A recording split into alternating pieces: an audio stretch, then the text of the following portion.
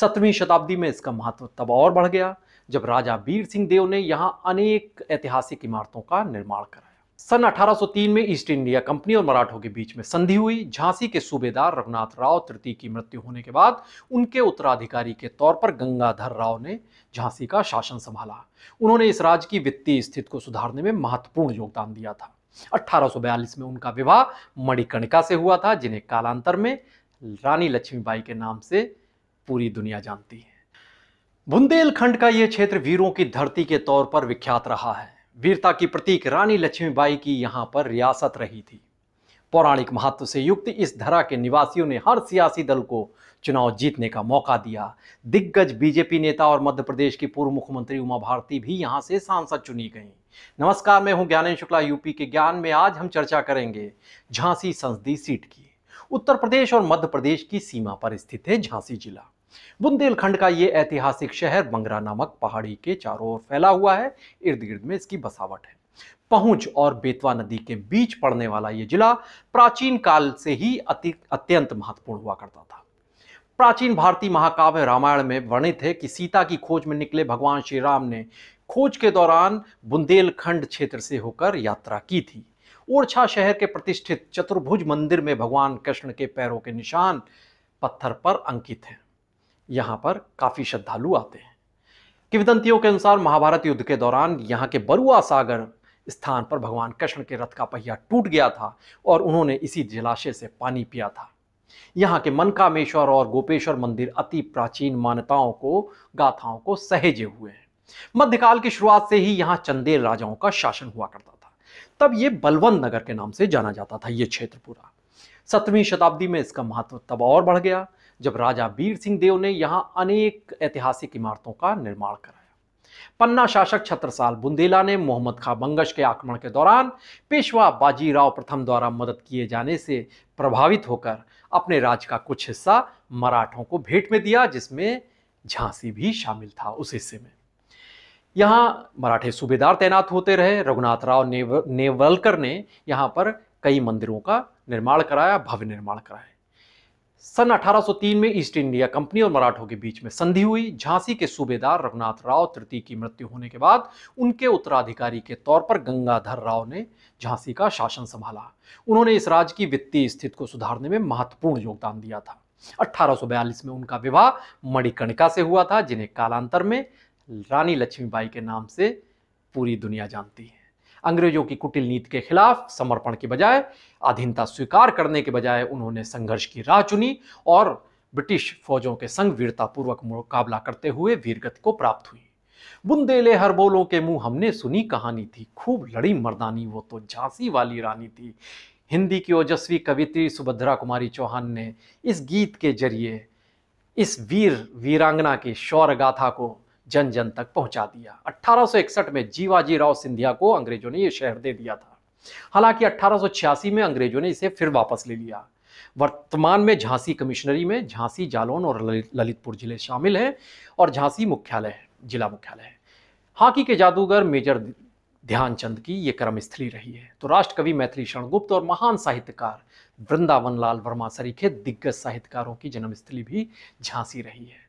इस जिले में कंक्रीट पत्थर और ग्रेनाइट पत्थर की पहाड़ियों के कई क्षेत्र हैं। यहाँ हाथ से बुने हुए कसीदाकारी सॉफ्ट टॉयज का कारोबार बहुतायत में होता है। यूपी में हुए ग्लोबल इन्वेस्टर समिट में इस जिले में निवेश के लिए 232 कंपनियों ने रुचि दिखाई थी। 1,85,000 करोड़ के करीब यहाँ पर निवेश से उम्मीदें जगी हैं। विकास को गति मिलेगी। यहाँ नोएडा की तर्ज पर विकसित होने वाले झांसी औद्योगिक विकास प्राधिकरण यानी जीडा, इससे कारोबार जगत को बहुत ज्यादा उम्मीदें हैं। अब रुक करते हैं यहाँ के चुनावी इतिहास की ओर। 1952 में हुए पहले लोकसभा चुनाव में कांग्रेस के रघुनाथ विनायक धुलेकर यहाँ से पहले सांसद चुने गए। फिर 1957, 1962 और 1967 में कांग्रेस की सुशीला नैयर ने यहाँ चुनाव जीतकर जीत की हैट्रिक लगा दी थी। ये महात्मा गांधी की निजी चिकित्सक हुआ करती थी। 1971 में कांग्रेस के गोविंद दास रिछारिया यहाँ से सांसद बने। 1977 में सुशीला नायर फिर जीती, लेकिन तब वो भारतीय लोकदल के टिकट से चुनाव लड़ी थी। 1980 में कांग्रेस के विश्वनाथ शर्मा को यहां पर सांसद बनने का मौका मिला। 1984 में कांग्रेस के सुजान सिंह बुंदेला यहां से चुनाव जीते। 1989 में राजेंद्र अग्निहोत्री की जीत के साथ ही यहां पर बीजेपी का खाता खुला। उसके बाद 1991, 1996, 1998 के चुनाव में यही राजेंद्र अग्निहोत्री चुनाव जीतते रहे और जीत का रिकॉर्ड कायम कर दिया। 1999 में सुजान सिंह बुंदेला की जीत के साथ फिर कांग्रेस की वापसी हुई और उन्हें 82,521 वोटों के मार्जिन से उन्होंने राजेंद्र अग्निहोत्री को परास्त कर दिया था। 2004 में समाजवादी पार्टी ने यहां पर खाता खोला। उसके प्रत्याशी के तौर पर चंद्रपाल सिंह यादव ने जीत दर्ज की। 2009 में कांग्रेस के प्रदीप कुमार जैन आदित्य वो यहां से सांसद बने। 2014 की मोदी लहर में यहां से बीजेपी की दिग्गज नेता और मध्य प्रदेश की पूर्व मुख्यमंत्री रहीं उमा भारती ने चुनाव लड़ा और जीत हासिल की। उन्होंने समाजवादी पार्टी के चंद्रपाल यादव को 1,90,467 वोटों के मार्जिन से हरा दिया। 2019 में बीजेपी के अनुराग शर्मा सांसद चुने गए। तब उन्होंने समाजवादी पार्टी बीएसपी गठबंधन की तरफ से चुनाव लड़ रहे समाजवादी पार्टी के श्याम सुंदर यादव को 3,65,683 वोटों के मार्जिन से हराया। जबकि बाबू सिंह कुशवाहा के भाई और कांग्रेस प्रत्याशी शिवशरण कुशवाहा 86,000 वोट करीब वोट पाए थे और तीसरे पायदान पर रहे। इस संसदीय सीट पर 21,16,221 वोटर हैं, जिनमें सर्वाधिक 3.5 लाख की आबादी ब्राह्मणों की है। 3 लाख कुशवाहा हैं, 2.5 लाख साहू हैं, 2,75,000 मुस्लिम हैं, 2.5 लाख जाटो, तो 90,000 जैन हैं। यहाँ अन्य बिरादरियां भी 4 लाख के करीब हैं। झांसी संसदीय सीट के तहत 5 विधानसभाएं जो शामिल हैं, उनमें झांसी जिले की 3, झांसी सदर, बबीना और मऊरानीपुर सुरक्षित ये आती हैं, जबकि ललितपुर की ललितपुर और महरौनी ये सुरक्षित सीटें शामिल, महरौनी सुरक्षित सीट शामिल है। 2022 के विधानसभा चुनाव में इनमें से 4 सीटों पर बीजेपी जीती, जबकि 1 सीट पर उसकी सहयोगी पार्टी अपना दल सोनेलाल को जीत हासिल हुई, यानी एनडीए को ही जीत मिली। बबीना सीट से बीजेपी के राजीव सिंह पारीछा, झांसी नगर से बीजेपी के रवि शर्मा, मऊरानीपुर सुरक्षित सीट से रश्मि आर्या अपना दल से है, तो ललितपुर से बीजेपी के रामरतन कुशवाहा और महरौनी से ये सुरक्षित सीट ये भी है, यहां से बीजेपी के मनोहर लाल पंत चुनाव जीतकर विधायक बने हैं, मौजूदा वक्त में विधायक हैं। अब जो चुनावी बिसात बिछी हुई है उसमें अनुराग शर्मा फिर से बीजेपी ने दांव लगाया है, जबकि सपा कांग्रेस गठबंधन की तरफ से प्रदीप जैन आदित्य टक्कर ले रहे हैं। बीएसपी से रवि प्रकाश कुशवाहा चुनावी मैदान में है। इस सीट पर जीत का बड़ा रिकॉर्ड बना चुके अनुराग शर्मा ने हार्वर्ड यूनिवर्सिटी से पढ़ाई की है।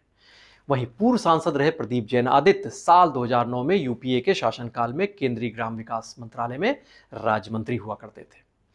बीएसपी ने इस सीट पर पहले राकेश कुशवाहा एडवोकेट के नाम का ऐलान किया था, लेकिन जैसे ही ऐलान हुआ हफ्ते भर के भीतर ही उन्हें अनुशासनहीनता के आरोप में पार्टी से निष्कासित भी कर दिया गया। इसके बाद सर्च शुरू हुई और अयोध्या के रवि प्रकाश कुशवाहा को टिकट दिया गया।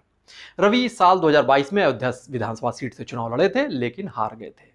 उसके बाद उन्हें अमेठी में टिकट दिया जा रहा था, उतारा जाने की तैयारी हो रही थी कि अमेठी में वो चुनाव लड़ेंगे, लेकिन झांसी के चुनावी जंग में भेज दिया गया। बहरहाल इस चुनाव में यहां बाहरी प्रत्याशी का मुद्दा खूब तूल पकड़ चुका है। रवि प्रकाश कुशवाहा फिलहाल बीएसपी कैडर से जो उसके वोटर हैं उनसे आस लगाए हुए हैं, तो वहीं बीजेपी और कांग्रेस के दरमियान तीखी टक्कर दिखाई दे रही है, कड़ी टक्कर है। बुंदेलों की धरती पर राजनीतिक वर्चस्व के लिए हो रहे इस मुकाबले में फतेह हासिल करने के लिए सियासी योद्धा बड़ी और कड़ी जंग लड़ रहे हैं। यहाँ के चुनावी जंग की हर पहलू से आपको हम रूबरू कराते रहेंगे, वाबस्ता कराते रहेंगे। आप बने रहिए पीटीसी न्यूज़ उत्तर प्रदेश के साथ। नमस्कार।